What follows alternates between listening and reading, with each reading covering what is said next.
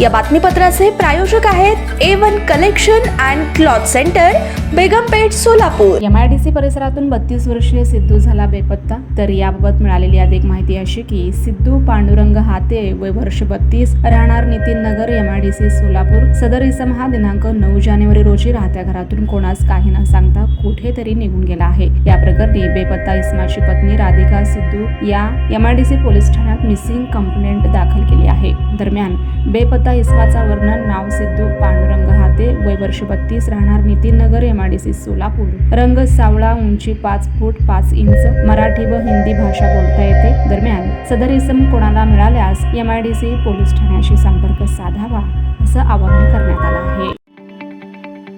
ताज्या बातम्या पाहण्यासाठी प्राईम महाराष्ट्र न्यूज चॅनलला सबस्क्राईब करा।